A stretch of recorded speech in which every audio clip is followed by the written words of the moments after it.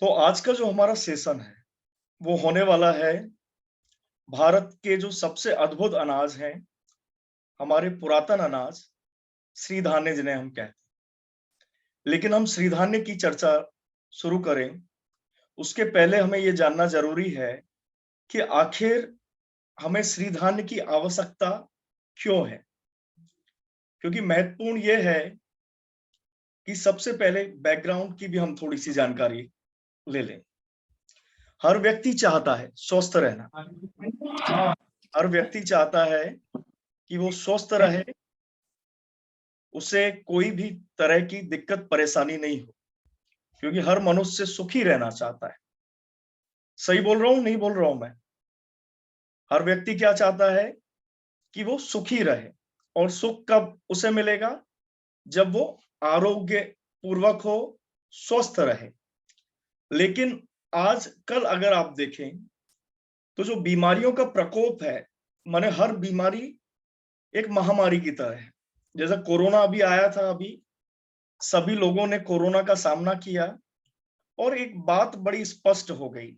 इस महामारी में जो कोरोना महामारी थी, उसमें एक बात बड़ी स्पष्ट हो गई कि बीमारियां जो हैं, ना तो व्यक्ति को आरोग्य दे सकती हैं और ना ही उनकी प्राण रक्षा कर सकती। और लोगों में जो बीमारियां, एक कोरोना तो एक महामारी, एक संक्रामक रोग था, लेकिन अगर आप डायबिटीज को देखें, अगर आप ब्लड प्रेशर को देखें, ये भी अघोषित महामारी की तरह ही है। हर 3-4 लोगों में से एक व्यक्ति इन महामारियों से पीड़ित है। सही बोल रहा हूँ या नहीं? अगर सही बोल रहा हूँ तो लिखें यस। हर व्यक्ति जो है, उसका कोई ना कोई रिश्तेदार या वो स्वयं या उनके परिवार का कोई सदस्य जो है, वो डायबिटीज, ब्लड प्रेशर, कोलेस्ट्रॉल जैसी जो एक बेसिक बीमारी है, उनसे पीड़ित होगा। तो आज हम इन्हीं चीजों को डिकोड करेंगे कि आखिर ये परेशानियां हो क्यों रही हैं। क्योंकि पहले जो था, पहले अगर आप 30 साल पहले देखें, 40 साल पहले देखें, तो ये बीमारियां बहुत कम थी। इक्का दुक्का लोगों को ये समस्याएं होती थी, लेकिन आज ये समस्याएं जो हैं, वो सभी लोगों को गंभीर तरीके से परेशान कर रही हैं। तो हम थोड़ा सा बैकग्राउंड समझ लेते हैं, है ना? इसका जो बैकग्राउंड है, क्योंकि मैंने अपना पूरा जीवन में अपने बारे में भी थोड़ा सा आपको बता दूं। मैं वैभव Kumaresh, life and wellness coach, और इसके अलावा मेरा मैं बायोटेक इंजीनियर हूं और मैंने एग्रीकल्चर को बहुत पास से समझा है। क्योंकि एग्री जब मैंने बायोटेक इंजीनियरिंग की, तो लोग चाहते हैं कि बड़े-बड़े जॉब करें, विदेश में जाएं, लेकिन मैंने चूज किया भारत में रहकर। नर्मदा के तट पर आपने नेमावर का नाम सुना होगा आप सभी ने। नेमावर के पास में एक जो बंजर जगह थी, 150 एकड़ का जो फार्म लैंड था, उसको हम लोगों ने सिलेक्ट किया और वहां पे हम लोगों ने एक पूरा ट्रांसफॉर्मेशन क्रिएट किया। जहां पर मुश्किल से 2-3 पेड़ थे, अब 50,000 से ज्यादा पेड़ वहां पर हैं। तो इस यात्रा में जो हम लोगों ने जीवन यात्रा की अपनी, मैंने और मेरे मित्र हैं कुणाल जी, उन्होंने, तो उस दौरान जो है, हमें एग्रीकल्चर के बारे में बहुत कुछ सीखने को मिला। जब हम एग्रीकल्चर को सीख रहे थे, समझ रहे थे, तो केमिकल एग्रीकल्चर, उसके अलावा जो है ऑर्गेनिक, वैदिक agriculture, Jain agriculture, no till farming, zero budget natural कृषि, इस तरह से कई सारे कृषि के तरीके, खेती के तरीके हमें देखने समझने को मिले। और उसके साथ जो हमें समझने को भी मिला, वो था षड्यंत्र। आपने सही सुना, षड्यंत्र। कई तरह के षड्यंत्र जो हैं, हम भारतीयों के साथ हो रहे हैं। जो अंतरराष्ट्रीय कंपनियां, क्योंकि पहले विदेशी हम लोगों पर राज कर रहे थे भारत में, उन्होंने हमारे आर्थिक संसाधन जो हैं, उनको उनका दोहन किया, हमारा शोषण किया, लेकिन उससे उनका पेट नहीं भरा, कुछ और बाकी था। बाकी ये शेष रह गया था कि अब वो हमारे भोजन के साथ खिलवाड़ करें, और उन्होंने वही किया। उन्होंने हमारे भोजन के साथ खिलवाड़ किया और हमारा भोजन जो है, आप सब लोगों ने सुना होगा कि अब पहले जैसा खान-पान नहीं रहा।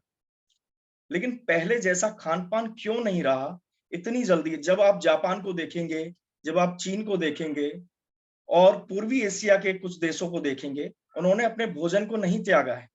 लेकिन हम भारतीयों ने ये विदेशी षड्यंत्रों में, और उनके जो एजेंट हमारे ही भाई बहन हैं, हमारे ही भारतीय लोग हैं, उन एजेंटों ने हमारे भोजन की थाली को पूरी तरीके से बदल दिया। हमारे पूर्वज जो खाते आ रहे थे, अब हम वो चीजें नहीं खा रहे हैं, है ना? तो अब हम स्टार्ट करते हैं। मैं अपना स्क्रीन प्रेजेंटेशन स्क्रीन शेयर कर रहा हूं आप सभी के साथ।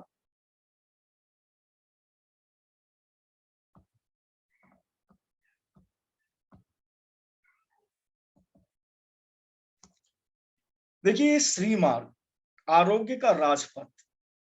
आज हम सब लोग स्वस्थ रहना चाहते हैं, लेकिन स्वस्थ रहने का कोई मार्ग हमारे पास नहीं है। डॉक्टर के पास जाना और उससे दवाइयां लेना, ये तो बीमार व्यक्ति का काम है।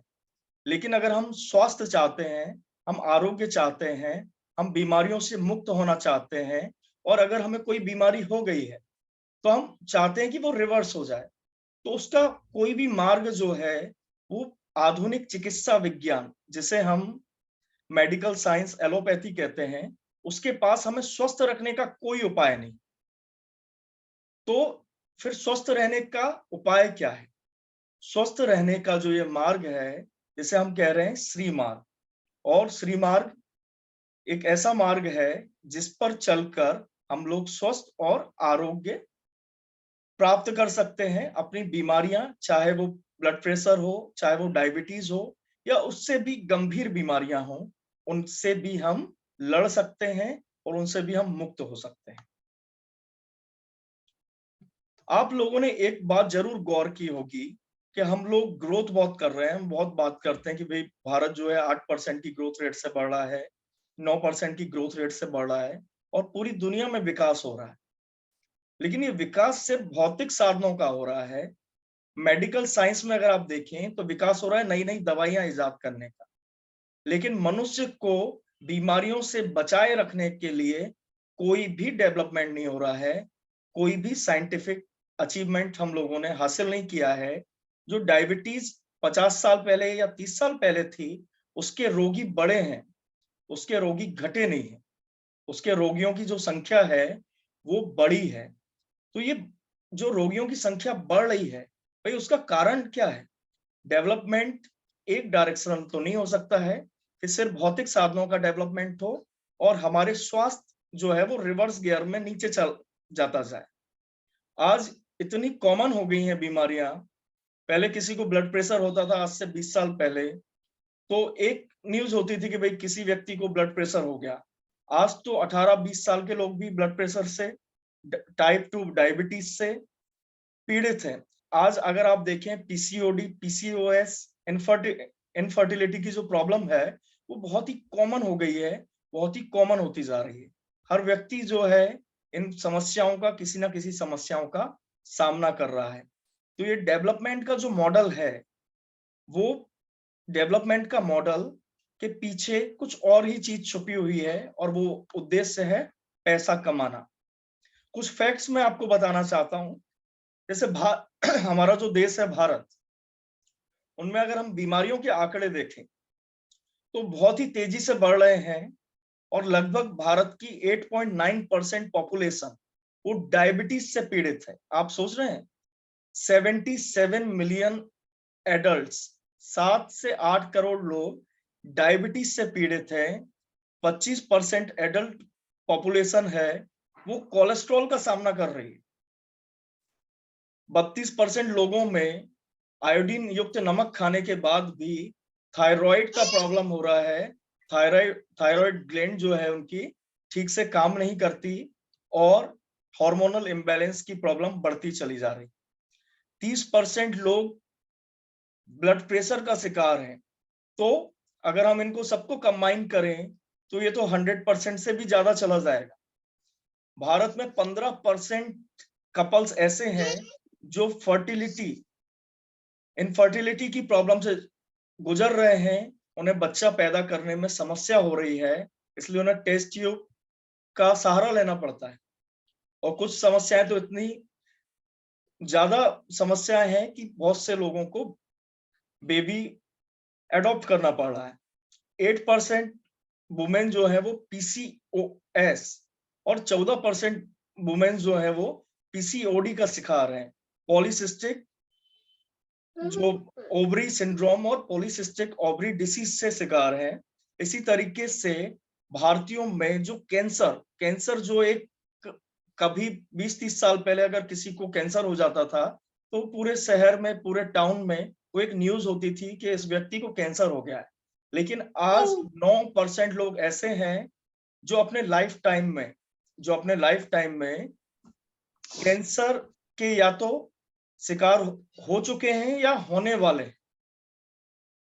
तो इतना ज्यादा परसेंटेज, 100 में से 9 लोग। और अगर हम अमेरिका से तुलना करें जिसका हम फॉलो करते हैं ब्लाइंडली, तो वहां पे 3 में से एक आदमी, एक मेल को प्रॉब्लम है कि वो कैंसर से ग्रसित हो चुका है या भविष्य में होने वाला है, और 2 में से एक महिला को कैंसर होने की संभावना है। तो ये 50% पॉपुलेशन, 50% जनसंख्या अमेरिका की कैंसर से पीड़ित है।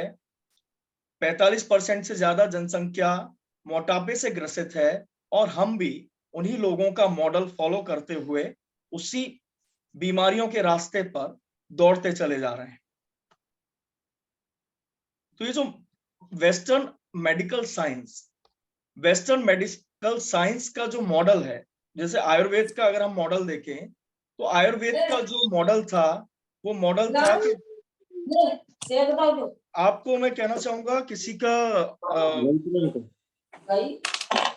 किसी का जो है ऑडियो जो है उन्होंने ओपन कर लिया है। कृपया करके अपना ऑडियो जो है वो एक्सक्यूज मी, जस्ट छाया फोन लगी है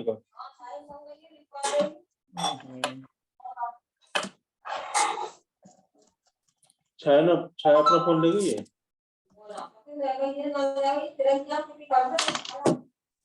राजेश जी आप खुद को म्यूट कर लें। सबको अनम्यूट कर दें सर, सबको अनम्यूट कर दें। बिल्कुल, वो ऑप्शन मैं देख रहा हूँ, जस्ट अ मिनट।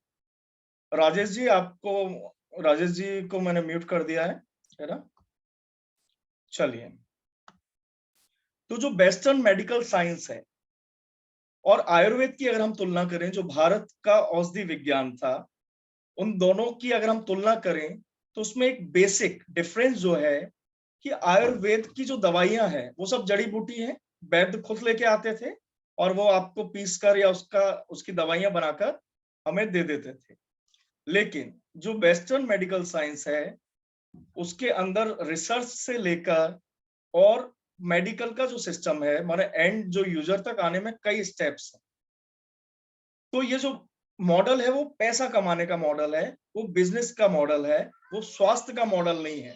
वो आपको स्वस्थ रखने की उनकी जवाबदारी नहीं है। और उनका एक सिस्टम आप देखें, वो कहेंगे कि डायबिटीज जो है वो लाइलाज है, वो कहेंगे ब्लड प्रेशर जो है वो लाइलाज है। तरीका क्या है, आप गोली खा लें। और इसका एंड कहाँ होता है, जो व्यक्ति डायबिटीज की गोलियां खाना स्टार्ट करता है उसका एंड होता है कि उसकी किडनी फेलियर हो जाती है। उसको क्या परेशानी हो जाती है एंड में, उसका हार्ट कमजोर हो जाता है और धीरे धीरे उसका पूरा शरीर रुग्ण हो जाता है। जबकि उसने परहेज भी किया, उस व्यक्ति ने जो है जीवन भर जो भी मीठे पदार्थ हैं उनसे परहेज किया, दवाइयां खाई, इंसुलिन लिया, लेकिन एट लास्ट वो कहां पर पहुंचा, वो हॉस्पिटल में ही गया, वो कभी ठीक नहीं हुआ। इसी तरीके से अगर किसी को ब्लड प्रेशर, कोलेस्ट्रॉल हो गया तो उस दवाइयां खाता रहेगा, धीरे धीरे उसकी हालत खराब होती जाएगी और एंड में उसको वो बोलेंगे कि आपको बाईपास सर्जरी करवानी पड़ेगी और उसके बाद भी कोई गारंटी नहीं है कि वो ठीक हो।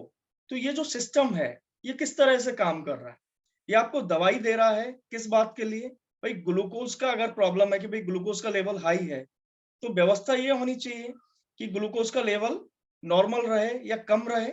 लेकिन वो आपको रोज दवाई खिला रहे हैं और दवाई खिलाने के बाद भी आप धीरे धीरे बीमार होते चले जा रहे हैं।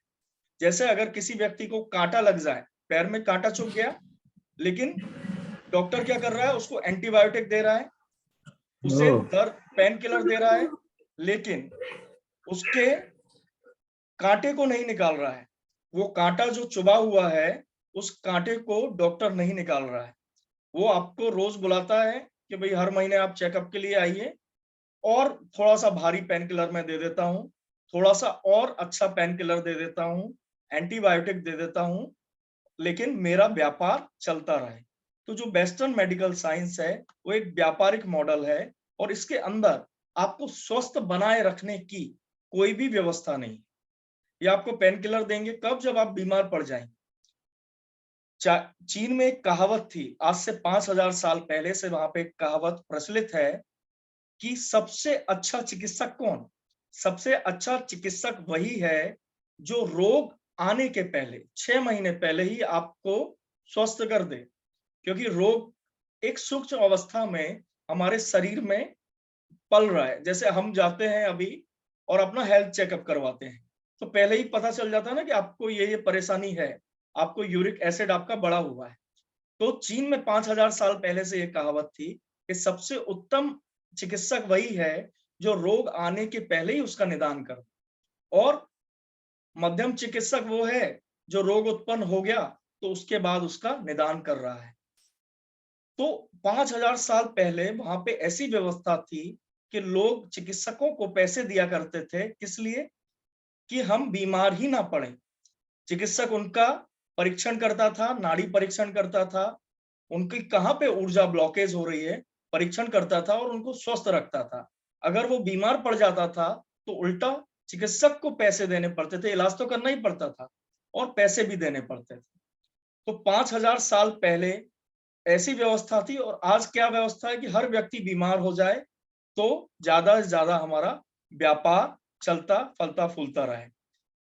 भारत में 50% से भी ज्यादा लोग ऐसे हैं जो अपने जीवन भर की कमाई, जीवन भर जो अपने पैसे इकट्ठे करते हैं, बैंक बैलेंस बढ़ाते हैं, वो एट लास्ट जाके डॉक्टरों को अपने इलाज में खर्च कर देते हैं।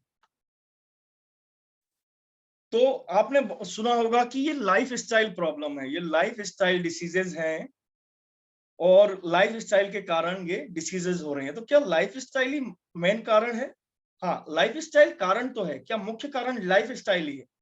अगर आप फैक्ट्स देखें, आंकड़े देखें, तो अगर आप ग्रामीण और शहरी इलाकों को कंपेयर करें तो उनके अंदर जो बीमारियों का परसेंटेज है वो बहुत ज्यादा अंतर नहीं है। जैसे शहरी इलाकों में 30 से 32% लोग कोलेस्ट्रॉल से पीड़ित हैं, गांव में 25-28% पीड़ित हैं।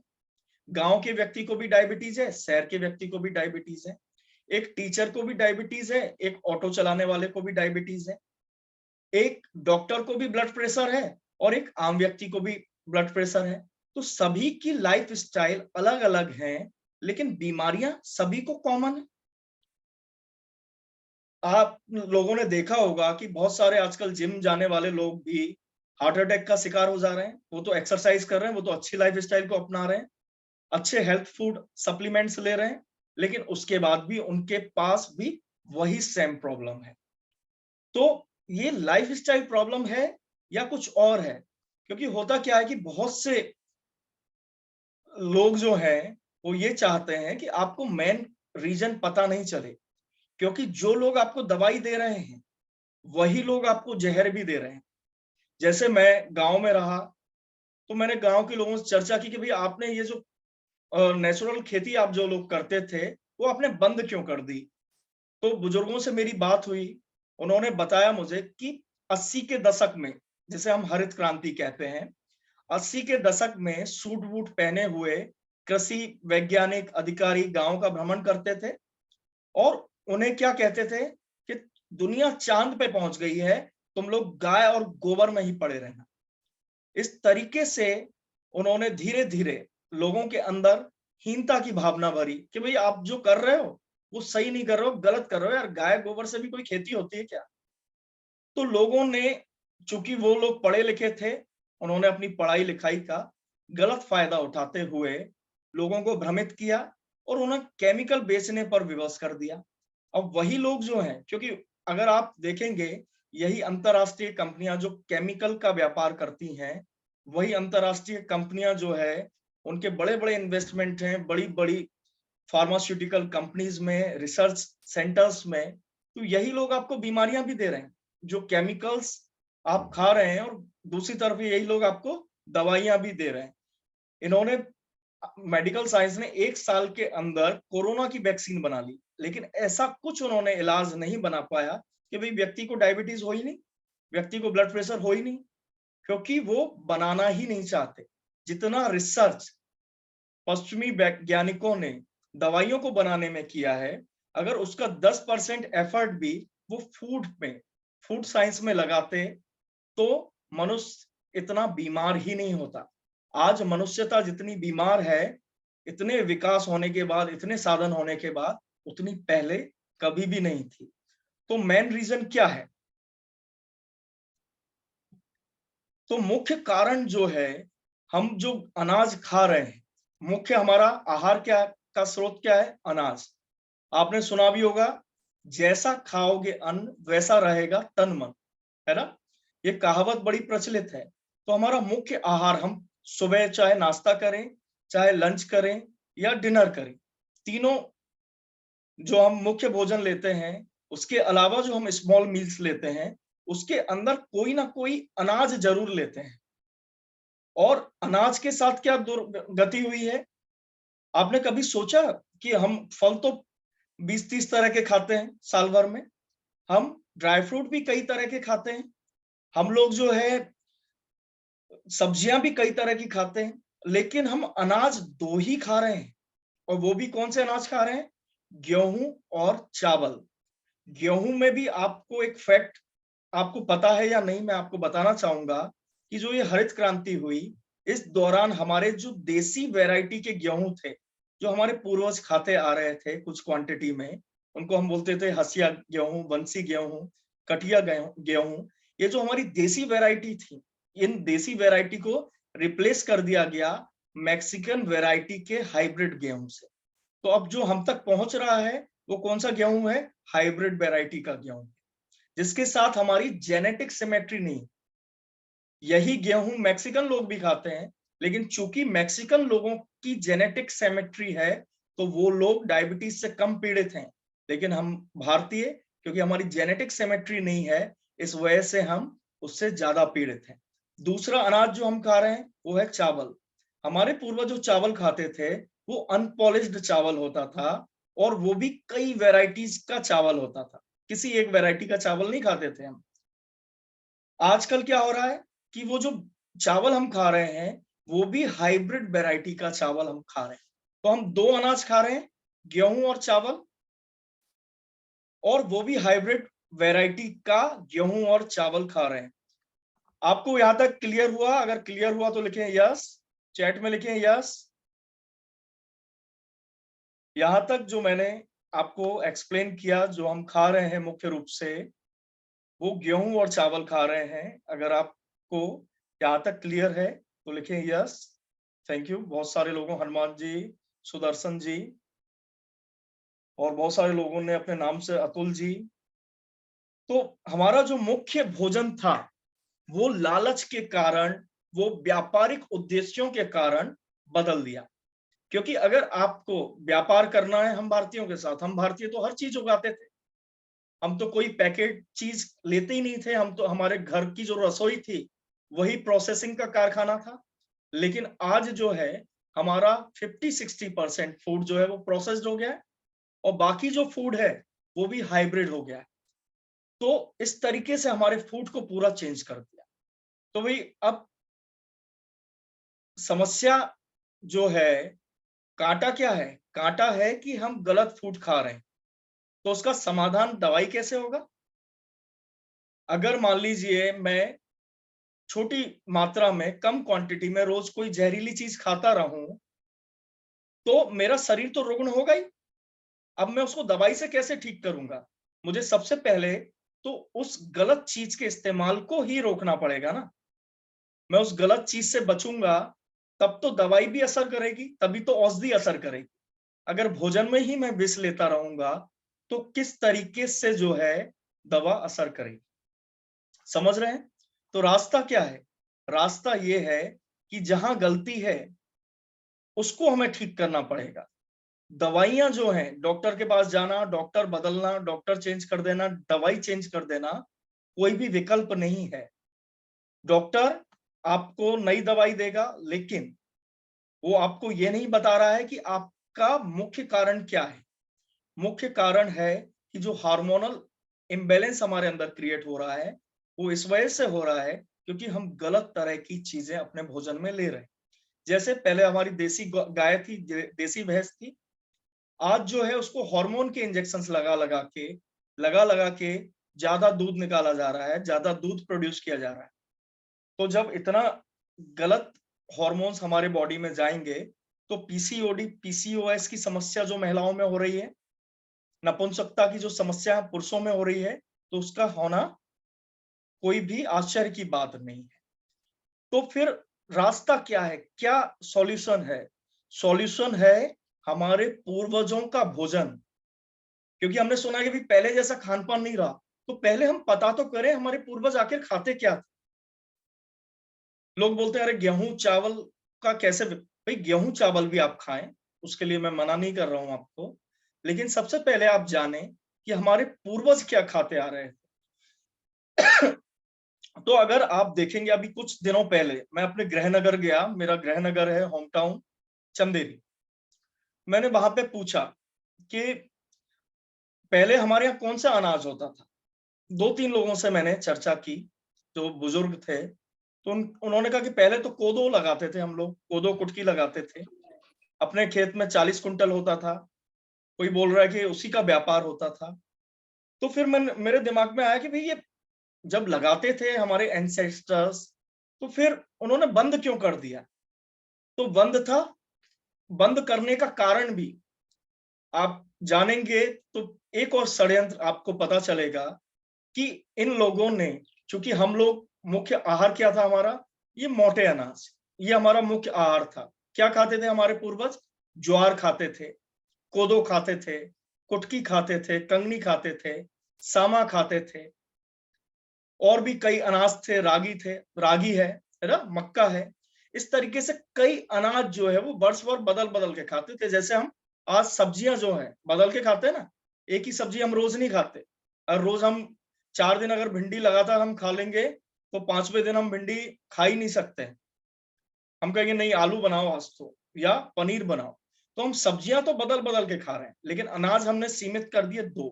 और इसका क्या कारण है? इसका व्यापारिक कारण है कि गेहूं और चावल की जो वैज्ञानिक खेती है, जिसको बोलते हैं इंडस्ट्रियल एग्रीकल्चर, उसकी टेक्निक जो है वो पश्चिमी कृषि तंत्रों के पास थी। लेकिन चूंकि मोटे अनाज यूरोप के वातावरण में उगते ही नहीं है, अमेरिका के वातावरण में उगते ही नहीं है, ठंडे क्षेत्रों में, तो उसकी वजह से उनके पास उसको उगाने, उसको हाइब्रिड करने की टेक्नोलॉजी नहीं थी। तो उन्होंने क्या करा कि इनको हटाओ। किस तरीके से हटाना है? आपका धन जो है किसी को छीनना है ना, किसी को आपका धन छीनना है तो उसको एक षड्यंत्र करना पड़ेगा। आप ऐसे ही उसको अपने जीवन भर की कमाई, उसको अपने बहुमूल्य चीजें नहीं देने वाले। तो उन्होंने षड्यंत्र करना स्टार्ट किया। बोला अरे ये अनाज तो बेकार है, क्या भूसा खाते हो? ये अनाज तो जानवरों के खाने वाले अनाज हैं, ये अनाज भी कोई आदमियों के खाने के लिए है।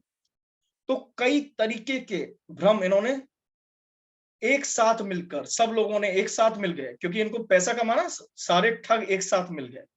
तो इन्होंने धीरे धीरे षड्यंत्र चला के इनको हमारी थाली से बाहर कर दिया।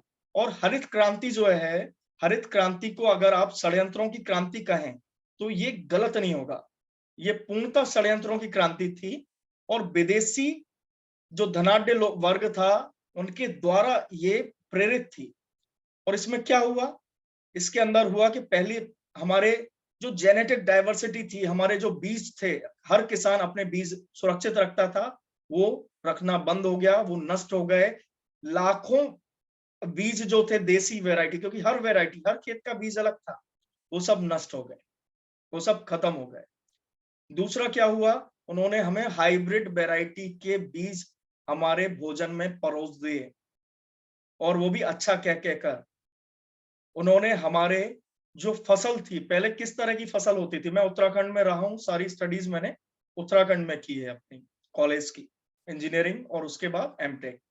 तो जब मैं उत्तराखंड में रहता था, वहां पे मैंने देखा छोटे छोटे खेत हैं, लेकिन किसान 50-50 तरह की क्रॉप्स लगाते हैं, 50 तरह की, वर्ष भर रोटेशन में। सब्जियां भी हैं, अनाज भी हैं, तिलहन भी हैं, दालें भी हैं, फल भी हैं, तो सभी चीजें लग रही हैं। लेकिन जब एमपी की एग्रीकल्चर या आप दूसरे भी क्षेत्रों की एग्रीकल्चर देखें तो मोनोक्रॉपिंग पैटर्न, तो क्या हो गया, मल्टी क्रॉपिंग, माने कई तरह की जो खेती होती थी उसकी जगह एक तरह की खेती होने लगी। अब इस वजह से क्या हुआ, पहले किसान जो है वो तिल भी उगाता था, राजगिरा भी उगाता था, सूरजमुखी भी उगाता था, मूंगफली भी लगाता था, कई तरह की फसलें लगाता था। तो वर्ष भर कुछ ना कुछ उत्पाद उसके घर में आते रहते और उस वजह से वर्ष भर उनके बच्चे जो है वो खाते रहते थे उन अनाजों को। लेकिन अब क्या हुआ, अब वो लगा रहे हैं सोयाबीन, तो क्या सोयाबीन वो खाएं बच्चे कच्चा? सोयाबीन हमारे यहाँ की मूल फसल नहीं है, तो उसको हमें खाना भी नहीं आता है कि उसको किस तरीके से कंज्यूम करना है। उसके अलावा गेहूं, तो हमारे घरों में ना तो मक्का बचा, ना ज्वार बचा, ना बाजरा बचा, ना कोदो बचा, ना राजगिरा बचा। तो पोषण का आधार ही हम लोगों ने नष्ट कर दिया। हम लोगों ने दूसरे की देखा देखी अपने ही पैर पर कुल्हाड़ी मार ली। और चूंकि जब डिमांड नहीं रही इन मोटे अनाजों की, नेगेटिव प्रचार के कारण कि भाई ये तो जानवरों के खाने वाले अनाज है, तो कोई भी जानवरों के खाने वाले अनाज नहीं खाना चाहता।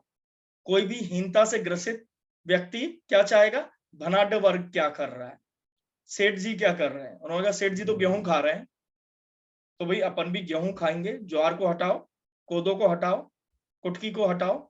तो उन्होंने क्या किया कि हमारे जितने भी पारंपरिक अनाज थे उन सब पारंपरिक अनाजों को हटा के लोगों ने देखा देखी एक दूसरे की गेहूं और चावल खाना शुरू कर दिया। क्योंकि चावल तो पहले शुरुआत से ही महंगा अनाज है, तो ये वैसे भी संपन्न वर्ग का ही अनाज था। गेहूं भी संपन्न वर्ग का ही अनाज था कि भाई शहर में गिने चुने 10-20 लोग गेहूं उगाते थे, क्योंकि उन्हीं के पास पानी की उपलब्धता होती थी। सभी लोगों के पास पानी की उपलब्धता नहीं होती थी। तो ये जो हरित क्रांति हुई उसने क्या करा कि भाई इलेक्ट्रिसिटी आ गई गांव में, पंप्स आ गए, बड़ी बड़ी मशीनें आ गई, ट्रैक्टर आ गए, तो उन्होंने खेतों को जो उबड़ खाबड़ थे समतल कर दिया और ज्यादा पानी उन्होंने कहा बहाओ और गेहूं लगाओ, गेहूं की डिमांड है। तो इनके रेट्स कम हो गए, रेट्स कम होने की वजह से लोगों ने इनको धीरे धीरे करके उगाना बंद कर दिया और आज ये हमारी स्मृति से भी विलुप्त हो गए। आज हमारे दादाजी को ही पता है कि हाँ कोदो हम खाते थे और हमारी स्मृति से भी विलोपन हो गया है कि अच्छा ऐसा कोई अनाज है। तो अब हम जानते हैं कि ये श्री धान्य क्या है ना, क्योंकि आज का हमारा सेशन श्री धान्य के लिए ही है। श्री धान्य 5 अनाज हैं और इनको हम मिलेट्स कहते हैं, श्री धान्य मिलेट्स। और इसमें भी आप देखिए अंग्रेजी डिक्शनरी अगर आप उठाएंगे तो एक वर्ड उन्होंने लिख दिया मिलेट, है ना। मिलेट के अंदर हमारी 12-15 फसलें आ गई।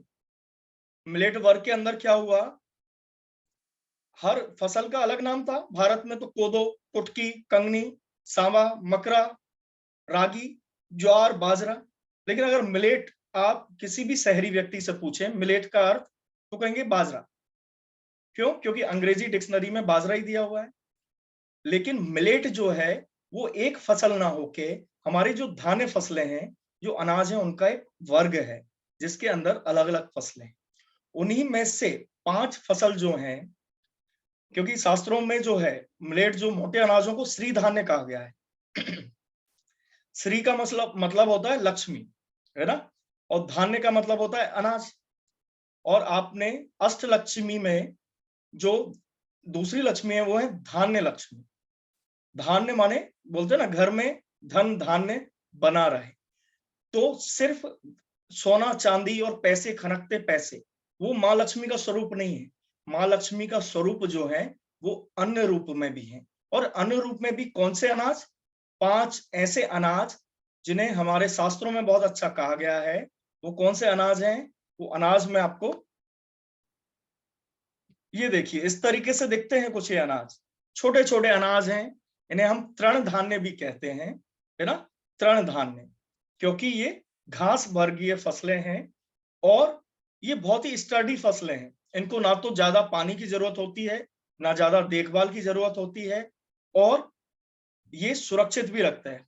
एक कहानी है बड़ी प्रचलित, गोंडवाना रीजन में, गोंडवाना में एक बार जो है मुगलों ने आक्रमण किया, है ना, और वहां पर जो है उन्होंने अपनी पूरा का पूरा छावनी लगा दी और रसद पानी बंद कर दिया कि भाई इन पर भोजन नहीं पहुंचेगा तो ये सरेंडर करेंगे। और वो लोग जो है 3 सालों तक किले के बाहर छावनी डालकर बैठे रहे, लेकिन भोजन की आपूर्ति खत्म नहीं हुई और हार मानकर मुगलों को पीछे हटना पड़ा। उसका कारण आप जानते हैं? उसका कारण है कोदो कुटकी। ये जो हमारे जो श्री धान्य हैं, ये फसल कोदो एक ऐसा अनाज है, उसके ऊपर एक हस्क होता है ऊपर, जैसे चावल में होता है ना। तो ये जो अनाज है, ये 50 से 100 साल इसकी लाइफ है। अगर ये हस्क के अंदर है तो ये 50 से 100 साल भी खराब नहीं होता है, कोई कीड़ा इसको खराब नहीं कर पाता है। अब आप सोचिए, ऐसे अनाज जो हमारी फूड सिक्योरिटी का आधार हैं, जो हमें बुरे से बुरी परिस्थितियों में बचा सकते हैं, उनको हमने खाना छोड़ दिया। ये 5 अनाज हैं, फॉक्सटेल मिलेट, लिटिल मिलेट, कोदो मिलेट, बार्नयार्ड मिलेट और ब्राउन टॉप मिलेट। ये 5 अनाज हैं, है ना। इन्हीं को श्री धान्य कहा गया है, ऐसे अनाज जिन पर माँ लक्ष्मी की विशेष कृपा है, विशेष आरोग्य का उन्होंने इनको वरदान दिया है। तो इनके पौधे कैसे होते हैं वो भी एक बार आप देख लें। ये कोदो है ना, कोदो का पौधा इस तरीके से होता है। कभी आपने इसको हो सकता है देखा हो खेत में। इसको कोदरा भी बोलते हैं और संस्कृत में इसको कोद्रव बोला गया है, कोद्रव। इसी तरीके से ये लिटिल मिलेट है, इसको कुटकी बोलते हैं, कुटज बोलते हैं और समा भी बोला जाता है इसको, है ना। ये फॉक्सटेल मिलेट है, इसको कंगनी, काकुम और संस्कृत में इसको प्रियंगु और कांगू बोला गया है। इसी तरीके से बार्नयार्ड मिलेट है, इसको हम सांबा भी बोलते हैं। उत्तराखंड में भी ये काफी होता है, इसको झंगोरा कहा जाता है और संस्कृत में इसको श्यामक कहा गया है। इसी तरीके से ये ब्राउन टॉप मिलेट है और इसको मुरात या मकरा कहा गया है। अब आपका एक नाम से परिचित होना बहुत जरूरी है, जिन्हें हम मिलेट मैन भी बोलते हैं, millet man of India, doctor Khadarvali. आप लोगों ने, बहुत से लोगों ने नाम सुना होगा। तो डॉक्टर खादरवली ने मिलेट्स को फिर से हमारे भोजन में शामिल करने में इनका बहुत बड़ा योगदान है। अगर आप तमिलनाडु, कर्नाटक, आंध्र प्रदेश में देखें तो आज जो श्री धान्य है वो घर घर में लोकप्रिय हो चुके हैं और लोगों ने पुनः इन्हें अपना लिया है। तो इनकी कहानी मैं आपको बताना चाहूंगा डॉक्टर खादरवली की। डॉक्टर खादरवली एक बहुत बड़े कृषि वैज्ञानिक हैं। उन्होंने स्टेरॉइड पर अपना रिसर्च किया IISc बेंगलोर, जो कि भारत का सबसे अच्छा संस्थान है, और उसके बाद वो अमेरिका चले गए जॉब के लिए, आगे की रिसर्च के लिए। जब वो वहां पहुंचे तो उन्होंने देखा कि लोग बहुत बीमार हैं। उन्होंने एनालिसिस किया कि लोग बहुत बीमार हैं यहाँ। और एक बार उनके जीवन का जो लाइफ टर्निंग मूवमेंट है, वो एक बार हॉस्पिटल गए, वहां एक छोटी बच्ची बैठी हुई थी डॉक्टर के केबिन के बाहर और थोड़ी दुखी थी। तो उन्होंने उसे हंसाने की कोशिश की, उससे बात करना चाही, लेकिन बच्ची ने कोई रिप्लाई नहीं करा। तो उसके बाद उनकी माँ भी बैठी हुई थी, तो माँ से पूछा कि क्या हुआ है इस बच्ची को।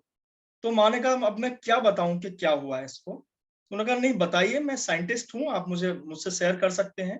उन्होंने कहा कि इस बच्ची को पीरियड्स स्टार्ट हो गए 6 साल की उम्र में, और वो भी 3 महीने से कंटिन्यूअस ब्लीडिंग हो रही है, ब्लीडिंग बंद नहीं हुई। इस बात ने उनको अंदर तक झंझोर दिया और उन्होंने डॉक्टर के केबिन में गए। वो डॉक्टर से उन्होंने बात करना चाहिए, डॉक्टर ने सही से रिप्लाई नहीं किया। लेकिन जब उन्होंने इंसिस्ट किया, उन्होंने कहा कि ये जो हॉर्मोन्स वाला दूध जो है, जो गाय को हार्मोन के इंजेक्शंस लगाए जाते हैं ऑक्सीटोसिन के, उसकी वजह से ही ये सब, वही दूध जो है बच्ची पीती है, उस वजह से हार्मोनल इम्बैलेंस के कारण ये सब हुआ है।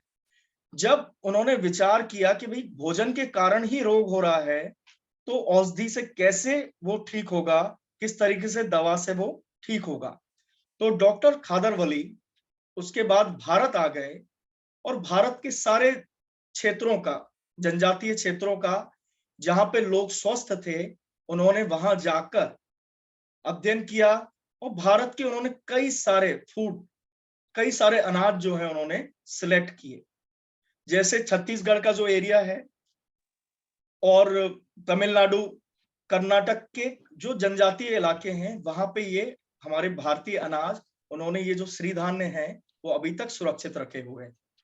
तो उन्होंने अपनी कंटिन्यूअस रिसर्च, जो उन्होंने 20 से 25 साल की जो उनकी कंटिन्यूअस रिसर्च थी, उस रिसर्च के आधार पर वो निष्कर्ष पर पहुंचे कि ये जो अनाज हैं जो हमारे जनजातीय क्षेत्रों में खाए जा रहे हैं, और हमारे पूर्वज भी उनको 40-50 साल पहले तक खाते आ रहे थे, उस वजह से वो स्वस्थ थे, उनके अंदर आरोग्य था। तो उन्होंने जो ग्रेन्स थे उनको साइंटिफिक आधार पर 3 श्रेणियों में विभाजित किया। तो ये श्रेणियां क्या थी, इनको भी हम देख लें। तो पहली श्रेणी जो है वो है नेगेटिव, है ना, जहां पे अदर लिखा हुआ है नेगेटिव। इस नेगेटिव श्रेणी के अंदर 2 अनाज आते हैं और बदकिस्मती से हम उन्हीं दोनों अनाजों को हम अपने भोजन में मुख्य रूप से खाते हैं। तो भाई ये 2 मुख्य अनाज क्या हैं, गेहूं और चावल। ये दोनों नेगेटिव की श्रेणी में आते हैं। मैं आपको बताऊंगा कि नेगेटिव और पॉजिटिव का आधार क्या है। दूसरी जो श्रेणी है वो है न्यूट्रल। तो नेगेटिव क्या है, ऐसे अनाज हैं जिनको खाने से हमारे शरीर में रोग उत्पन्न होता है। ऐसे अनाज जिनको खाने से हमारे शरीर में रोग उत्पन्न होता है, उन्हें कहा जाता है नेगेटिव अनाज। दूसरे हैं न्यूट्रल अनाज। ऐसे अनाज जिनको खाने से हमें रोग तो नहीं होता, लेकिन उनकी जो औषधीय गुण है उनके अंदर वो बहुत कम है। माने अगर हमें कोई पहले से रोग हो गया है तो वो ठीक भी नहीं होगा। ये कौन से अनाज हैं, ज्वार, बाजरा, मक्का, रागी, चीना। ये ऐसे अनाज हैं जिनको खाने से कोई दिक्कत नहीं है, लेकिन अगर हम पहले से बीमार हो चुके हैं तो वो ठीक नहीं होगा। इसके अलावा भी इसमें अनाज आते हैं जौ और जई, न्यूट्रल में, है ना। तीसरे क्या है, पॉजिटिव अनाज। पॉजिटिव अनाज क्या है, जिनके अंदर क्योरिंग प्रॉपर्टीज, इनको क्योरिंग फूड भी कहा जाता है। ऐसे अनाज जिनको खाने से हमारा शरीर जो है वो बीमारियों को अपने आप ठीक करता है, बिना दवाओं के, है ना, बिना बाहरी दवाओं के, और गंभीर से गंभीर रोग को भी इनमें नष्ट करने की क्षमता है। तो ये 5 अनाज सिलेक्ट किए। वो अनाज कौन कौन से हैं, कोदो, कुटकी, कंगनी, सांबा और मकरा, है ना, ब्राउन टॉप मिलेट, काकुम या कगनी, है ना, मुरात या मकरा। ये 5 ऐसे अनाज हैं जो हमारे शरीर को पूर्ण रूप से स्वस्थ रखते हैं, और अगर पहले से कोई बीमारी है तो उसको भी रिवर्स करते हैं। हमें दवाई की जगह, क्योंकि क्या है, दवा खाकर हम आरोग्य नहीं प्राप्त कर सकते, लेकिन इनको पाकर हम आरोग्य प्राप्त कर सकते हैं। इसलिए इनकी कैटेगरी क्या है, पॉजिटिव। तो अब हम इनमें सबसे महत्वपूर्ण क्या है, अगर आप डायबिटीज को देखें, है ना, diabetes, blood pressure, cholesterol, uric acid बढ़ना, ये सब एक दूसरे से जुड़े हुए हैं। और इसमें आप देखिए फाइबर पर नजर डालें, है ना, ये मिलेट्स हैं और मिलेट्स में देखिए फाइबर जो है, प्रोसो मिलेट जिसे हम चीना कहते हैं, उसके अंदर 2.2% फाइबर है, इसलिए न्यूट्रल की कैटेगरी में आता है। फॉक्सटेल मिलेट में 8, कोदो में 9, लिटिल मिलेट में 7.6, बार्नयार्ड मिलेट में 10.1 और ब्राउन टॉप मिलेट में 12.5। ये फाइबर है, इतना फाइबर जो है इन अनाजों के अंदर होता है। आप सोचिए ये फाइबर, और जबकि अगर हम वीट को देखें तो 1% फाइबर होता है वीट में, और राइस में 0.2%। तो ये जो 5 मिलेट्स हैं इनके अंदर फाइबर का जो अनुपात है वो 10 से लेके 50 गुना है। किसके रेस्पेक्ट में, चावल और गेहूं के रेस्पेक्ट पे।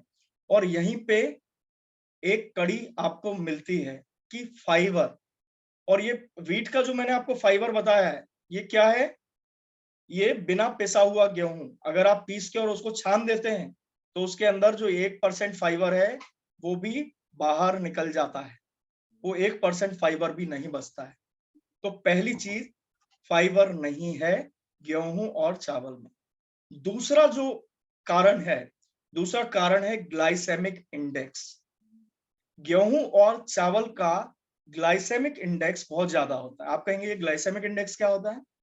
ग्लाइसेमिक इंडेक्स को अगर हम आसान भाषा में समझें तो इन अनाजों को जब हम खाते हैं, मान लीजिए आपने 100 ग्राम गेहूं और चावल कंज्यूम किया, तो ये 100 ग्राम गेहूं और चावल जब आप खाएंगे तो राइस जो है 15 मिनट के अंदर ही 15 से, और वीट जो है 35 मिनट, माने 15 से 35 मिनट के अंदर आपके शरीर में ये पच जाता है, और इसके बाद सारा का सारा ग्लूकोज आपके ब्लड में रिलीज हो जाता है। समझ रहे हैं? आपने अगर 100 ग्राम गेहूं चावल खाया तो लगभग 50 से 60 ग्राम ग्लूकोज अब आपके ब्लड में पहुंच गया। आपको जरूरत कितनी थी? 5 से 6 ग्राम की। एक टाइम में हमें कितनी जरूरत होती है ग्लूकोज की? 5 से 6 ग्राम की। लेकिन कितना पहुंच गया? 50 से 60 ग्राम, 10 टाइम ज्यादा। कांटा जो है ना, यही है वो कांटा। और जबकि अगर हम श्रीधान मिलेट्स को कंपेयर करें तो श्रीधान मिलेट जो है वो 5 से 6 घंटे में ग्लूकोज को धीरे धीरे कर रिलीज करते हैं। क्या करते हैं? 5 से 6 घंटे में धीरे धीरे कर ग्लूकोज को रिलीज करते हैं। तो जब ये 5 से 6 घंटे तक धीरे धीरे रिलीज करते हैं तो हमारा ब्लड जो है उसमें ओवरबर्डन क्रिएट नहीं होता है, और हमें कई तरह की समस्या जैसे मोटापे की समस्या, फैट, कोलेस्ट्रॉल, डायबिटीज, ये अपने आप ही जो है इससे हम बच जाते हैं। क्योंकि डायबिटीज का कारण क्या है? ज्यादा ग्लूकोज हमारे ब्लड में पहुंच गया। अब उसका क्या करेगी बॉडी, उसको समझ नहीं आता है। धीरे धीरे हमारी पैनक्रियाज ग्लैंड जो है वो काम करना बंद कर देती है, क्योंकि कंटिन्यूस यही हो रहा है रोज।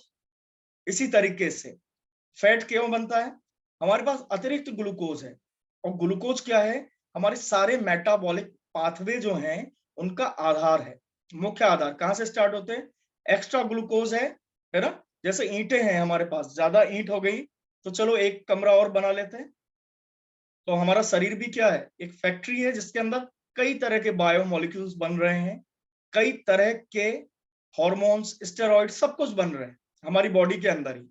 तो जब एक्स्ट्रा अमाउंट में ग्लूकोज है तो वो ग्लूकोज कहाँ जाएगा? वो हमारी बॉडी जो है वो सोचती है कि चलो एक काम करते हैं, हम इसका फैट बना के रख लेते हैं, बाद में काम आ जाएगा। चलो कोलेस्ट्रॉल बना के रख लेते हैं। कोलेस्ट्रॉल को हम समझते हैं कि भाई ये नुकसानदायक ही होता है, लेकिन ऐसा नहीं है ना? कोलेस्ट्रॉल की भी हमारे बॉडी को जरूरत होती है, लेकिन जब एक्सेस अमाउंट में कोलेस्ट्रॉल हो जाएगा तो वो नुकसान करेगा। तो इस तरीके से जगह जगह यूरिक एसिड के रूप में ये जमा हो जाता है, तरह तरह से ये जमा हो जाता है। तो सबसे मेन कल्प्रिट जो है वो एक्स्ट्रा अमाउंट में ग्लूकोज है, और ये दोनों जो फूड है, व्हीट और राइस, ये एक्स्ट्रा अमाउंट में हमारे शरीर में ग्लूकोज को रिलीज कर रहे हैं। दूसरा कारण सोल्यूबल फाइबर। इनके अंदर आप देखें 1% फाइबर है जब आप होल व्हीट को खाएं, पूरा का पूरा गेहूं, लेकिन अगर आप उसको पीस के छान के अगर आप उसको कंज्यूम कर रहे हैं तो वो 1% भी नहीं बचा। तो जब हमारे भोजन में फाइबर नहीं है तो क्या होगा? जो माइक्रो ऑर्गेनिज्म हमारे आंतों में रहते हैं, लगभग 1 से 1.5 किलो माइक्रो ऑर्गेनिज्म, बैक्टीरिया हमारी आंतों में रहते हैं। लेकिन उनका भोजन क्या है? उनका भोजन, उनको चाहिए कि ज्यादा से ज्यादा ग्रोथ के लिए उनको फाइबर के साथ ग्लूकोज चाहिए। सिर्फ ग्लूकोज नहीं चाहिए, उनको फाइबर के साथ ग्लूकोज चाहिए, जिससे वो अपनी कॉलोनीज उसमें बसा सकें और ग्रोथ कर सके। और उनको टाइमली, अब हमने व्हीट या राइस खाया तो 30-35 मिनट में ही सारा का सारा ग्लूकोज तो चला गया, तो वो ग्रोथ कैसे करेंगे? जबकि जब फाइबर भी है, ग्लूकोज का भी रेशियो है, तो उन्हें 5 से 6 घंटे आराम से ग्रोथ होने के लिए उनको समय मिलता है, पोषण मिलता है। और हमारे जो हार्मोन बैलेंस होते हैं बॉडी में और पोषण जो हमें मिलते हैं, उसमें हमारे शरीर में उपस्थित अच्छे माइक्रो ऑर्गेनिज्म का बहुत बड़ा योगदान होता है। और आजकल क्या होता है, हम एंटीबायोटिक खाते हैं, हमारा जो फ्लोरा है, माइक्रो फ्लोरा, वो डिस्टर्ब हो जाता है। जब हमारा माइक्रो फ्लोरा बार बार डिस्टर्ब होगा और हमारा फूड जो है वो इंफीरियर क्वालिटी का बना रहेगा, तो हमारा अच्छा बैक्टीरिया रिस्टोर नहीं होगा, और रिस्टोर नहीं होगा तो हमें पेट से संबंधित कई तरह की बीमारियां, हाइपर एसिडिटी, पाइल्स, फिसर, भगंदर, गैस, बदहजमी, इस तरह की परेशानियां बनी रही। और पेट में अगर परेशानी है तो उसके बाद बाकी शरीर भी रोगी बनता चला जाएगा। तो पहला आधार क्या हुआ, फाइबर। दूसरा आधार क्या हुआ, ग्लाइसेमिक इंडेक्स। और इसमें भी अगर आप देखें, ये जो श्रीधान्य मिलेट्स हैं, इनके अंदर सोल्यूबल फाइबर भी होता है। और सोल्यूबल फाइबर क्या होता है, ऐसा फाइबर जो हमारे ब्लड में घुल जाए, ऐसा फाइबर जो आंतों से एब्जॉर्ब हो जाए। दो तरह के फाइबर होते हैं, क्रूड फाइबर, सोल्यूबल फाइबर। ये सोल्यूबल फाइबर क्या करता है कि जब ये हमारे ब्लड में जाता है, तो ब्लड में जाने के बाद हमारे पूरे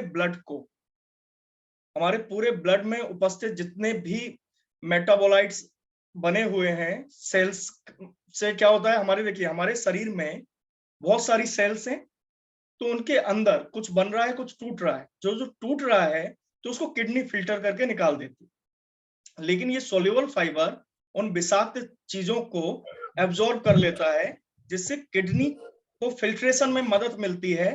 तो किडनी को भी स्वस्थ रखता है सोल्यूबल फाइबर, है ना।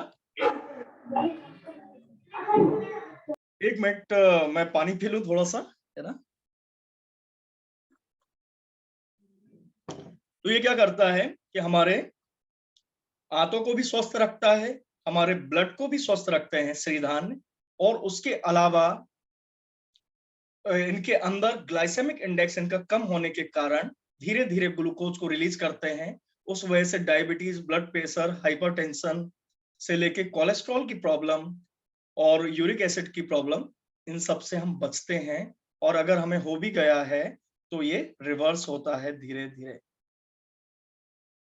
इसके अलावा क्या प्रॉपर्टी है, श्रीधान्य के अंदर एंटीऑक्सीडेंट्स होते हैं। हमने सुना ना, फ्रूट्स के अंदर एंटीऑक्सीडेंट्स होते हैं, लेकिन श्रीधान्य मिलेट्स के अंदर एंटीऑक्सीडेंट्स होते हैं जो हमें एजिंग से, माने बुढ़ापे से, वो बचाते हैं। कई तरह की जो हमारी बॉडी है उसको रिजुविनेट करते हैं, और जो भी हमारे फूड में विषाक्त चीजें जा रही हैं उन चीजों को न्यूट्रलाइज करते हैं, उनसे हमें बचाते हैं। इसके अलावा इनके अंदर एंटी ट्यूमर प्रॉपर्टी होती है। इसको ध्यान से सुने। अभी हमने देखा था लगभग 9% लोगों को भारत में ट्यूमर या कैंसर होने की प्रोबेबिलिटी है। और वर्ल्ड हेल्थ ऑर्गेनाइजेशन WHO ने प्रिडिक्ट किया है कि 2030 तक ये संख्या बढ़ के 12% हो जाएगी। माने उसमें भी डेवलपमेंट हो रहा है, सिर्फ भारत की इकोनॉमी में डेवलपमेंट नहीं हो रहा है, बीमारियों में भी डेवलपमेंट हो रहा है। तो इसके अंदर जो एंटी कैंसरस प्रॉपर्टीज होती हैं, उन एंटी कैंसरस प्रॉपर्टीज के कारण ये हमें कैंसर जैसे प्राणघातक रोगों से बचाते हैं, और उसको भी इनके अंदर क्योर करने की प्रॉपर्टी है। ये ऐसे फूड हैं जिनके अंदर गंभीर से गंभीर रोग, मैंने आपको कई बार बोला, गंभीर से गंभीर रोगों को रिवर्स करने की, उनसे हमें बचाने की काबिलियत है।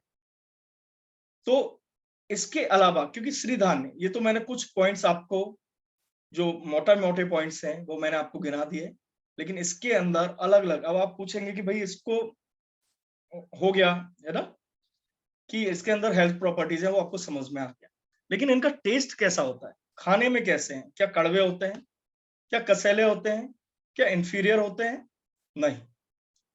श्रीधान्य का जो स्वाद है, अगर आप कभी कंज्यूम करेंगे, कुछ लोगों ने यहाँ पे कंज्यूम भी किया होगा, वो आपको, जिन लोगों ने कंज्यूम किया है ना, वो बताएं कि उनका स्वाद कैसा होता है। क्योंकि मैंने तो सभी को अनुभव किया, और सभी श्रीधान्यों का स्वाद बड़ा ही अच्छा होता है।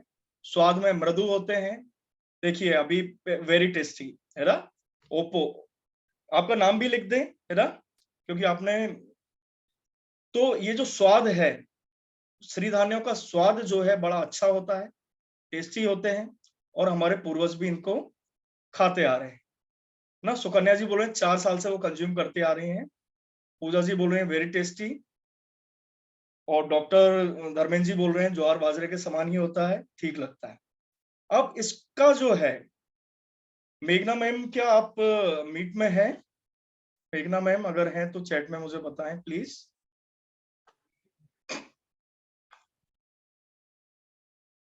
शायद अभी नहीं है मेघना मैम। तो इनका जो स्वाद है, इनका स्वाद बहुत अच्छा होता है, और इसके सभी पकवान आप बना सकते हैं। क्या क्या बना सकते हैं? मिलेट्स के आप सभी पकवान बना सकते हैं, चाहे वो रोटी हो, पुलाव हो, खिचड़ी हो, दलिया हो, खीर हो, हलवा हो। इसके अलावा भी इडली, डोसा, उत्पम, इसके नूडल्स होते हैं, है ना, जैसे बच्चों को नूडल्स बड़े पसंद होते हैं, तो इसके नूडल्स से लेके हर चीज बन सकती है, हर, और इससे आपके भोजन में डाइवर्सिटी आ जाएगी। और भारत जो है, अतुल जी बोल रहे हैं अच्छा टेस्ट है, धन्यवाद अतुल जी। तो ये जो श्रीधान्य है, श्रीधान्यों का जो स्वाद है वो अच्छा होता है, और बड़े ही स्वादिष्ट होते हैं।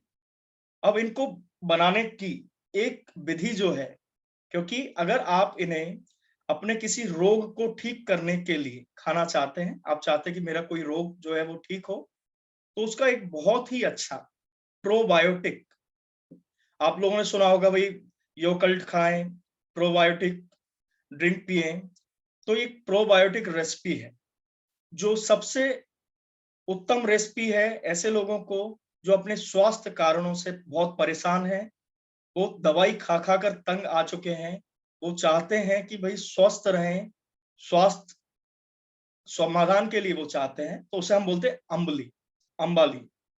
और इसको बनाने का तरीका बहुत ही आसान है, कोई भी मिट्टी या लोहे का आप बर्तन ले सकते हैं, एल्युमिनियम का बर्तन नहीं उपयोग करना है, और किसी भी श्रीधान्य को, है ना, ये श्रीधान्य, एक बात मैं आपको बताना चाहता हूं, जैसे रहता ना मल्टीग्रेन आटा, तो इसको मल्टीग्रेन नहीं करना है कभी भी, सिंगल सिंगल हमको इसको यूज करना है।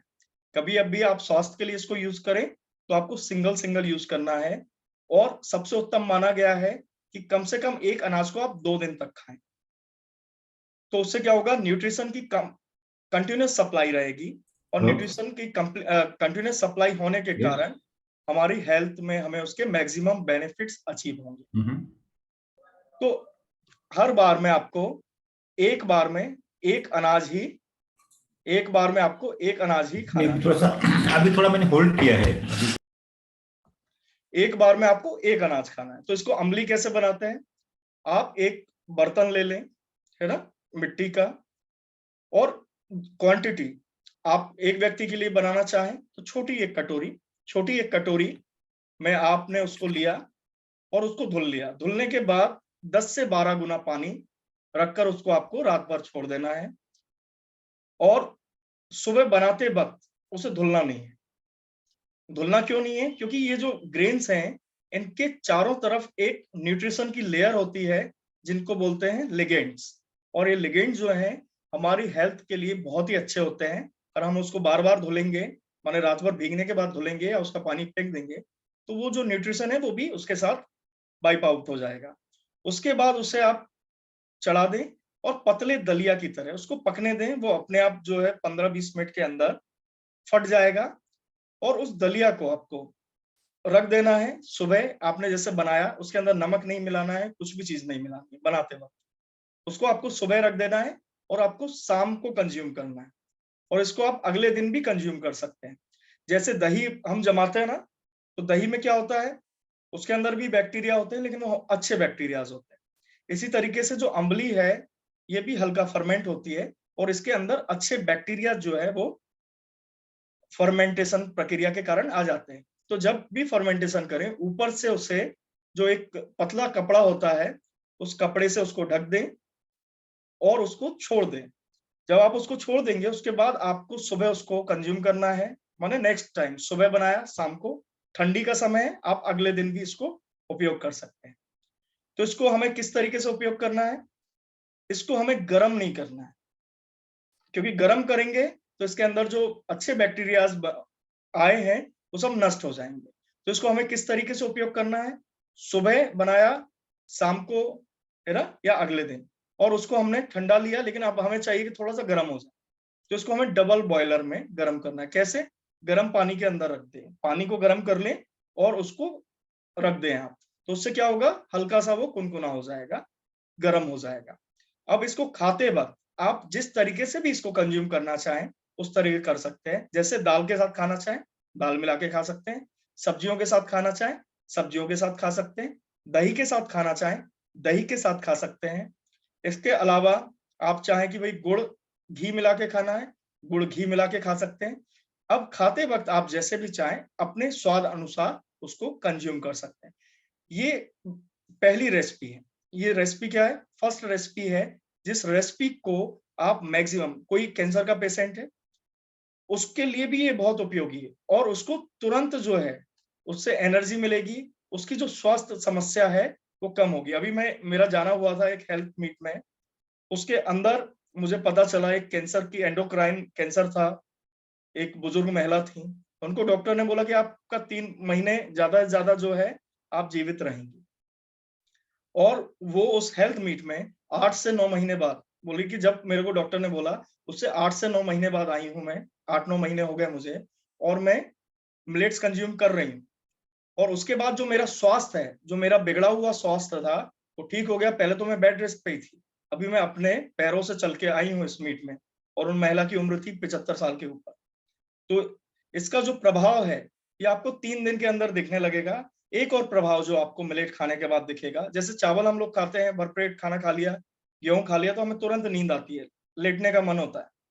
दोपहर में खा लिया तो लगेगा कि अरे अब तो मन ही बदल जाता है काम करने का। लेकिन जब आप मिलेट्स को कंज्यूम करेंगे तो ये आपको कंटिन्यूस एनर्जी देगा, और आपको नींद वगैरह जैसी, आलस जैसी समस्या नहीं आएगी। एक और बेनिफिट क्या है, जैसे जो ज्यादा मोटे लोग हैं या ज्यादा पतले लोग हैं, तो ये दोनों के लिए काम करता है।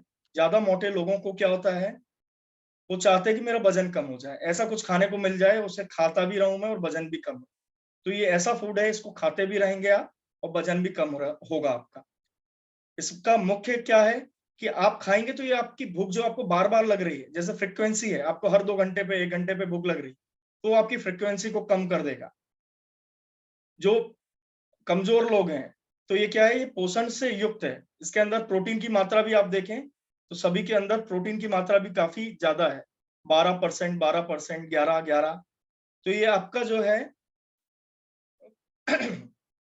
आपका पोषण भी अच्छा करेगा, और कम भूख लगती है जिनको, उसको भी ये क्योर करेगा। साथ में क्या है, जिनको कॉन्स्टिपेशन की प्रॉब्लम रहती है तो इनके अंदर जो डाइटरी फाइबर है, एक आदमी को लगभग 30 ग्राम फाइबर की जरूरत होती है। तो जब आप मिलेट्स खाएंगे तो आपको 20-25 ग्राम के आसपास फाइबर तो मिलेट से ही मिल जाएगा, जबकि गेहूं और चावल खाएंगे तो उसमें आपको 1-2 ग्राम भी फाइबर नहीं मिल रहा है। तो आपकी जो कॉन्स्टिपेशन की समस्या है उसमें भी आपको 1 हफ्ते से लेकर 10 दिन में आपको आराम महसूस होगा, और 1 से 2 महीने के अंदर आपको कॉन्स्टिपेशन का जो प्रॉब्लम है वो सॉल्व हो जाएगा। तो ये ऐसे ग्रेन है, ये हमारे पूर्वजों का खजाना है, समझिए। खजाना जो है सिर्फ पैसा और धन दौलत नहीं होती, ये ऐसा खजाना है जो हमारे पूर्वजों ने हमें सौंपा, और हमने वो ठगों के हाथों उसको नष्ट कर दिया, और उसके पीछे पीछे हमने क्या पाया नष्ट करने के बाद, बीमारियां। हम लोग इतना सारा पैसा कमाते हैं जीवन भर, उसको सेव करते हैं तो क्या इसलिए सेव करते हैं कि डॉक्टर को दे दें, सारा पैसा जो हॉस्पिटल में दे दें। आज हम इतना महंगा महंगा जो है इंश्योरेंस करवाते हैं, हेल्थ इंश्योरेंस करवाते हैं, बच्चों को इतने महंगे स्कूल में पढ़ाते हैं, अच्छे से अच्छे कपड़े पहनते हैं, लेकिन क्या हम बच्चों को ऐसा भविष्य देना चाहेंगे कि वो बीमार रहें? अगर बीमार रहेंगे तो इतने पैसे जोड़ने का क्या फायदा? क्योंकि परेशानी जो है इन बीमारियों के पीछे की एक ही जड़ है, और वो जड़ है जो हाइब्रिड भोजन हम कर रहे हैं। हमने डाइवर्सिटी को खत्म कर दिया, हमने अपने भोजन से जो आरोग्यकारी, जो गुणवत्तापूर्ण चीजें थी, वो अपनी थाली से निकाल दिया, है ना? क्या कर दिया हमने? भोजन की थाली को अधूरा कर दिया। भोजन की थाली अधूरी है, स्वास्थ्य पहेली उलझी है। पूरी स्वास्थ्य पहेली जो है वो उलझ गई। बिना कोदो कंगनी कहाँ आरोग्य, बिना मकरा झगोरा कैसे भागे रोग, कैसे भागेंगे? जब हमने अपने सारे स्वास्थ्य वर्धक चीजों को अपनी थाली से ही निकाल दिया, उनको बोल दिया गेट आउट, आप बाहर ही रहे। हम तो बीमारियों के साथ रहने के लिए ठीक है, हमें ऐसी चीजें ही खानी है जिससे हम बीमार रहें। तो इस तरीके के फूड्स को हमें कंज्यूम करना कम करना है। अगर आप बंद नहीं कर सकते तो कम करें, और कम से कम ज्यादा। देखिए, रोटी आप नहीं छोड़ सकते हैं, गेहूं की खाना, चावल नहीं छोड़ सकते हैं, कोई बात नहीं, कोशिश करें देसी वैरायटी का लें आप, और कम से कम 1 कटोरी हर मील में श्री धान्यों को शामिल करें। क्योंकि आप एक छोटी कटोरी भी अगर श्री धान्य को अपने भोजन में शामिल कर रहे हैं तो आपको पोषण मिलता रहेगा, और इनके जो एंटी कैंसरस, एंटी ट्यूमरस, इसके अलावा एंटीऑक्सीडेंट इफेक्ट जो हैं वो आपको मिलते रहेंगे। क्योंकि पूरा का पूरा भोजन चेंज करना संभव नहीं लगता है।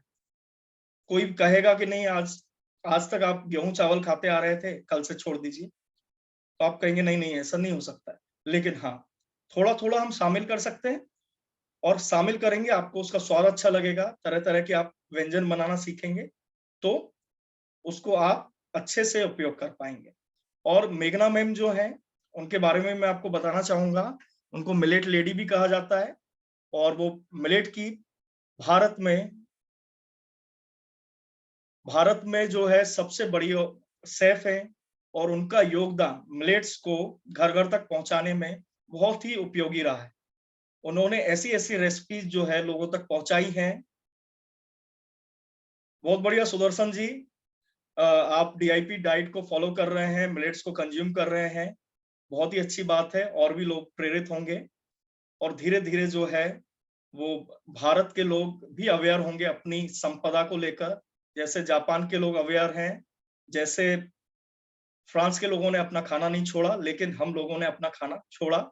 लेकिन हमारे पास, माने ये मानिए, यकीन मानिए, हम ऑस्ट्रेलिया या अफ्रीका जितने दुर्भाग्यशाली नहीं हैं।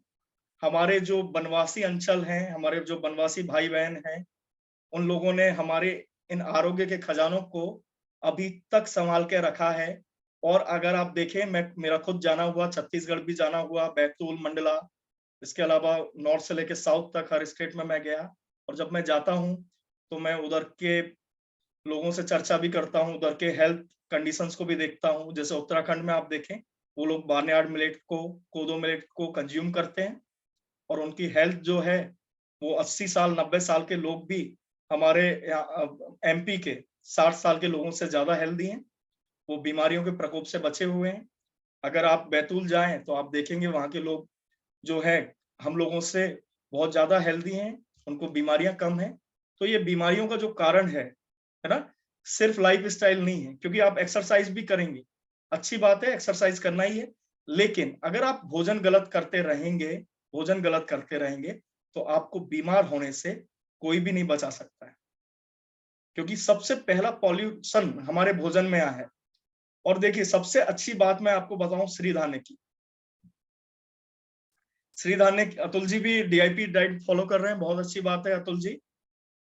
सबसे बड़ी जो क्या बोल रहा था मैं जैसा में इन धान्यों की, क्योंकि मैंने जब क्योंकि मैं एग्रीकल्चर बैकग्राउंड से नहीं था, मैं बायोटेक्नोलॉजी बैकग्राउंड से था।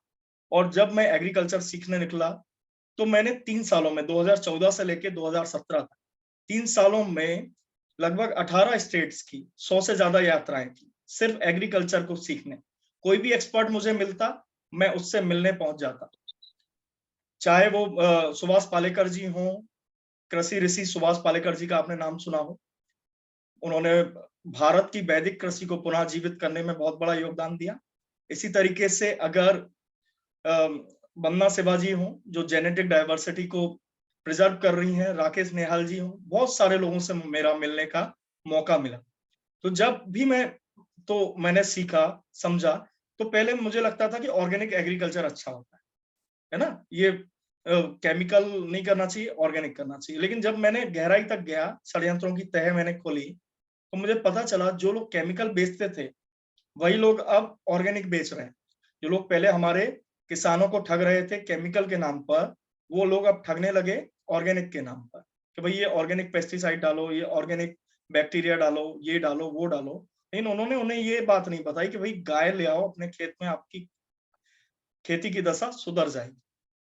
क्यों? क्योंकि उससे उन्हें फायदा नहीं है। इसी तरीके से ना तो आप ऑर्गेनिक ना इनऑर्गेनिक, नेचुरल ही रास्ता जो है वही रास्ता सबसे सही रास्ता है, क्योंकि इस रास्ते का कोई भी मुकाबला नहीं है। माँ के हाथ का बना हुआ खाना, माँ प्रकृति के द्वारा दिया हुआ खाना, उसका मुकाबला रेस्टोरेंट के बने हुए खाने या केमिकल से बने हुए, ऑर्गेनिक से बने हुए खाने से नहीं हो सकता। तो एक ही सॉल्यूशन है, वो है नेचुरल। और सबसे अच्छी बात है कि ये जो श्रीधान्य है, ये ऐसे इलाकों में होते हैं जहां पर अभी केमिकल एग्रीकल्चर नहीं हो रही है, वनवासी इलाके हैं, ऐसे इलाके जहां पे अभी लालच का व्यापार नहीं पहुंचा। और सबसे अच्छी बात क्या है कि इनको उगाने के लिए ना तो किसी केमिकल की जरूरत होती है, ना किसी पेस्टिसाइड की जरूरत होती है, ना किसी फर्टिलाइजर की जरूरत होती है, ना किसी हर्बिसाइड की जरूरत होती है। तो आप लोग जो हैं इनको कंज्यूम करके डी फैक्टो अपने आप ही नेचुरल पाथ जो है वो आप चूज कर लेंगे। और यकीन मानिए, अगर आप श्रीधान्य को आप कंज्यूम करके देखिए, माने मैं ये नहीं बोलूंगा कि मेरी बात को आप मान लीजिए, बहुत सारे लोग इसमें यूज भी कर रहे हैं, आप खुद यूज करके देखिए और खुद आपको इफेक्ट जो है वो महसूस होगा। आप ज्यादा एनर्जी महसूस करेंगे, आपकी जो डायबिटीज है वो कंट्रोल में आने लगेगी। अभी मैंने अपने मित्र की माताजी को जो है श्रीधान्य मिलेट जो है वो भेजे, और वो कंज्यूम कर रही हैं 1 महीने से। उनका जो डायबिटीज के पॉइंट्स जो हैं वो 70 पॉइंट्स अपने आप कम हो गए, और वो भी मात्र 1 महीने के उपयोग से। और कंगनी जो है फॉक्सटेल मिलेट, उस पर शोध भी हुआ।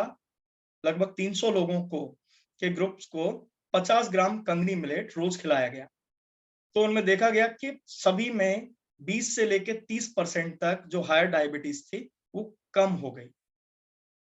यूरिक एसिड का प्रॉब्लम होता है लोगों को बहुत ज्यादा, उसका कारण ही ये है कि अतिरिक्त ग्लूकोज जो है वो यूरिक एसिड में कन्वर्ट होकर और हमारे जोड़ों में इकट्ठा होता जाता है। तो जब आप श्रीधान्य खाएंगे तो आपको यूरिक एसिड का प्रॉब्लम, घुटने में दर्द, जोड़ों में दर्द, उससे भी मुक्ति मिलेगी। और आप लोग कंज्यूम करके देखें, आप कंज्यूम करेंगे तो आपको खुद रिजल्ट्स मिलेंगे।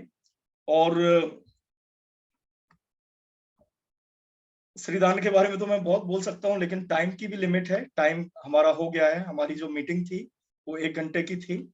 आगे हम लोग जो है सेशंस जो है वो रेगुलर सेशंस रहेंगे। नेक्स्ट सेशन जो है वो डायबिटीज स्पेसिफिक रहेगा। जैसे जिन लोगों को डायबिटीज है वो चाहते हैं कि किस तरीके से डायबिटीज का निदान हो, क्योंकि डॉक्टर्स ने आपको एक स्वसम्मोहित भी किया हुआ है। स्वसम्मोहन के बारे में मैं आपको बता दूं छोटा सा। जिस चीज को आप तथ्य मान लेते हैं, स्वीकार कर लेते हैं, वो आपके लिए असंभव हो जाती है। आपने स्वीकार कर लिया कि डायबिटीज ठीक नहीं हो सकती है, अब तो मुझे जीवन भर, बिल्कुल सुदर्शन जी, मेरी पत्नी ही जो है वो मिलेट्स का उसने नया बिजनेस स्टार्ट किया है, स्टार्टअप स्टार्ट किया है। तो आप चाहें तो आप उनसे ले सकते हैं। नंबर जो है मैं ग्रुप में शेयर कर दूंगा। तो आप जिनको भी मिलेट्स चाहिए, है ना, जिनको भी मिलेट्स चाहिए, वो जो ग्रुप है उसमें मैं आपको नंबर शेयर कर दूंगा। आप पर्सनल मैसेज करके आप मिलेट्स के बारे में और भी जानकारियां ले सकते हैं और उनको अवेल कर सकते हैं। और मैं आपसे अनुरोध करता हूं कि ज्यादा से ज्यादा लोगों तक, क्योंकि एक और चीज मैं आपको बता दूं, ये आने वाला जो 2023 है उसको जो भारत सरकार है उन्होंने मिलेट ईयर घोषित किया है। मिलेट के प्रति जागरूकता बढ़ाने के लिए, हमारे पूर्वजों के जो अनाज हैं उनके बारे में जागरूकता बढ़ाने के लिए इसको मिलेट ईयर घोषित किया गया है भारत सरकार द्वारा। और दूसरा जो है अंतरराष्ट्रीय स्तर पर यूनाइटेड नेशंस द्वारा भी अंतरराष्ट्रीय मिलेट ईयर घोषित किया गया है। मिलेट्स के जो इसके जो वैज्ञानिक आधार है, क्योंकि देखिए विदेशियों ने तो कभी भी शोध नहीं करना चाहा, शोध तो उन्होंने बहुत पहले ही कर लिया था कि मिलेट्स हेल्थ के लिए बहुत अच्छे हैं, इसीलिए उन्होंने हमारी थाली से गायब कर दिया कि ये गायब हो जाए तो इनको हम बीमारियां परोस सकें। तो मिलेट्स के बारे में कोई अंतरराष्ट्रीय वैज्ञानिक आपको नहीं बताएगा, लेकिन शुक्र है डॉक्टर खादरवली और उनके जैसे और वैज्ञानिकों का जो मिलेट्स पर शोध कर रहे हैं। शोध करने के बाद वो हमारे तक उस ज्ञान को पहुंचा रहे हैं, और वो भी निष्काम भाव से डॉक्टर खादरवली गांव-गांव जाकर अपने स्तर पर गांव-गांव जाकर उन्होंने मिलेट्स के लिए जागरूकता फैलाई है साउथ इंडिया में। और अब हमें इसको हर एक व्यक्ति, भले ही आप खाएं या ना खाएं, कम से कम हमें हमारे पूर्वजों के महान अनाजों के बारे में कम से कम पता होना चाहिए कि कोदो, अच्छा हाँ कोदो भी कोई अनाज होता है। नहीं तो आप 100 में से 99 लोगों से पूछेंगे कि भाई कोदो का नाम सुना है, तो वो कहेंगे नहीं। आपके साथ ऐसा हुआ है? आप में से कितने लोग ऐसे हैं जिन्होंने श्री धान्यों के नाम पहली बार सुने हैं कि भाई कोदो, कुटकी, कंगनी, सामा और मकरा भी कोई अनाज है? ऐसे कितने लोग हैं जिन्होंने पहली बार नाम सुने या थोड़े से हाल में ही नाम सुने? चैट में लिख के बताएं।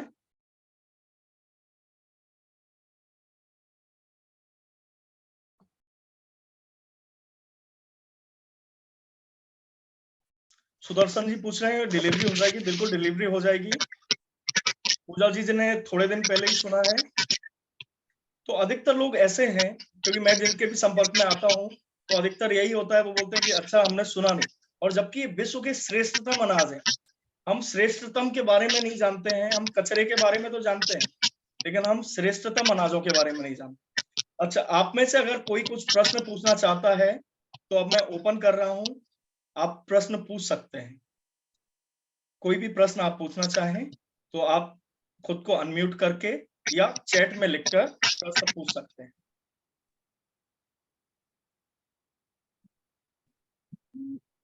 हेलो। हाँ जी।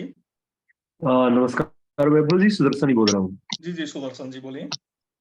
पहले तो सर ये मतलब कितने दिन में डिलीवरी हो जाएगा? आप महाराष्ट्र से हैं क्या? नहीं, मैं इंदौर से हूँ, मध्य प्रदेश से हूँ।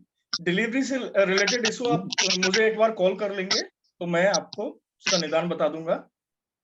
सुदर्शन जी, मिलेट्स के बारे में, क्योंकि मैं और मेरे दोस्त है ना, इस कोडो को अपनाना चाहते हैं। मैं सिर्फ डीआईपी डाइट फॉलो करता हूँ। डीआईपी डाइट में अगर आप मिलेट को ऐड करेंगे, है ना, तो और भी अच्छा होगा, क्योंकि डीआईपी डाइट जो है ना, उनके आप वीडियो सुने, उसमें डॉक्टर साहब ने जो है डीआईपी के साथ मिलेट को भी उपयोग करना बहुत अच्छा बताया। हाँ जी, डॉक्टर खादरवली को मैंने पहले 6 महीने पहले सुनना शुरू किया था, 6-7 महीने, ज्यादा टाइम हो गया मुझे जी।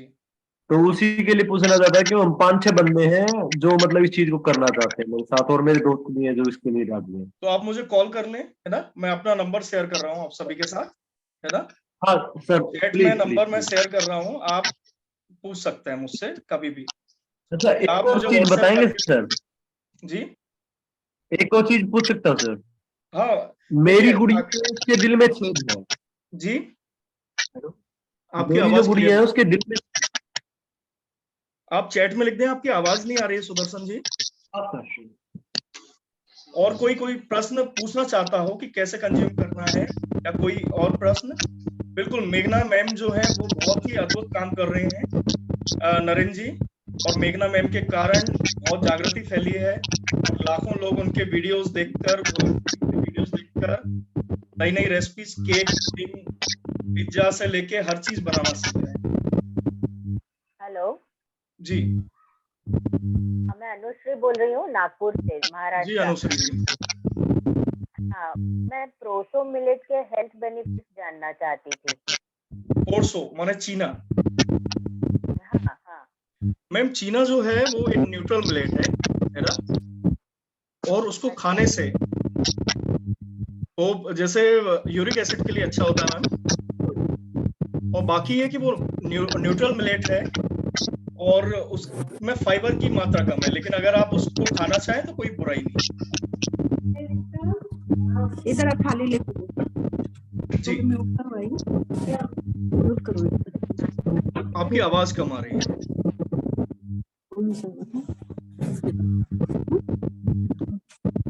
सुदर्शन जी, मैं आपको कॉल करता हूं और फिर हम डिस्कस करेंगे किस स्टेज में है, क्या है, है ना? जी, बाकी कोई प्रश्न हो?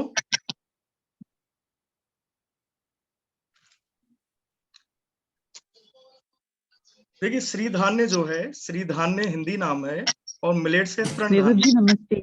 जी, जयश्री बोल रही थी मैं। जी जयश्री जी। मैंने गुड़गांव में एक जो मिलेट्स का टिफिन का मतलब स्टार्ट किया है सर्विस।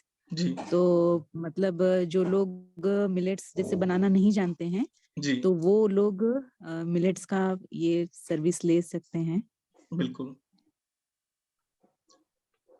बिल्कुल। गुड़गांव से अगर कोई है और जयश्री जी से आप संपर्क कर सकते हैं। बहुत ही अच्छी बात है जयश्री जी, आपको बहुत बहुत शुभकामनाएं। बहुत सारे लोगों को जरूरत है टिफिन की। Thank you sir. जी, और कोई भी प्रश्न पूछ रहा था? हाँ सर, पूना में कहीं मिलेगा ये सिरधान्य? पूना में अभी मुझे जानकारी नहीं है, लेकिन बिल्कुल मिल जाएगा। आप एक बार सर्च करें, अब मुझे भी पता चलेगा तो मैं आपको भेजूंगा, और बाकी मैं भी सेंड कर सकता हूँ, हम लोग भी आपको सेंड कर सकते हैं। और कुल्थी के बारे में कुछ बताएंगे? कुल्थी जो आता है। बिल्कुल, कुल्थी दाल है और बहुत ही आयुर्वेदिक उसके महत्व हैं। जैसे अगर आपको स्टोन की प्रॉब्लम है ना, किडनी से रिलेटेड प्रॉब्लम है, तो उसके लिए कुल्थी बहुत अच्छा। अच्छी है। इसके अलावा अस्थमा, इन सब चीजों में भी अच्छा। कुल्थी बहुत फायदा करती है। और ये एक आयुर्वेदिक दाल है जिसको उत्तराखंड में अगर आप देखेंगे, तमिलनाडु में देखेंगे तो काफी पॉपुलर है। उत्तराखंड में लोग सर्दियों में इसको बनाकर खाते हैं। तो वैसे ऐसे भी यूज कर सकते हैं डेली? बिल्कुल बिल्कुल, बहुत अच्छा है। औषधीय गुण भी है उसके अंदर, और साथ में ऐसे खाने के लिए तो बहुत ही अच्छी है, क्योंकि वो आपकी किडनी की हेल्थ को हमेशा अच्छा रखेगी। Thank you sir. जी, चलिए, आप सभी के साथ जो है ये सेशन बहुत अच्छा रहा। जो भी लोग चाहते हैं कि मिलेट्स लेना, तो वो लोग संपर्क कर सकते हैं। मैं नंबर शेयर कर दूंगा आपके साथ, मेरी वाइफ का। आप उनसे भी संपर्क कर सकते हैं और मुझे भी मैसेज कर सकते हैं। और बाकी मैं आप सबसे अनुरोध करूंगा, भले ही आप मिलेट्स का सेवन करें या ना करें, कृपया ऐसे व्यक्ति तक इसको जरूर पहुंचाएं जिसे इसकी जरूरत है।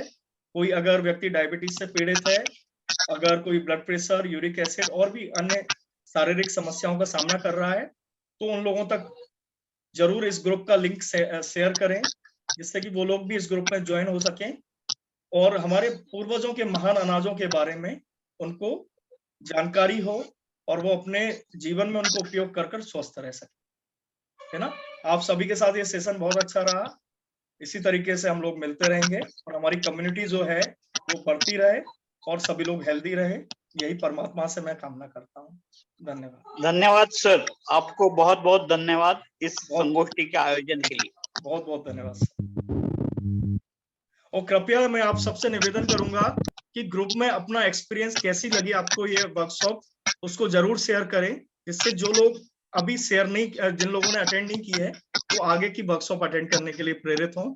तो कृपया आप सभी जो है, विशेष अनुरोध है मेरा कि आप ग्रुप में जो है जरूर शेयर करें अपने अपने अनुभव इस गोष्ठी को लेकर। धन्यवाद।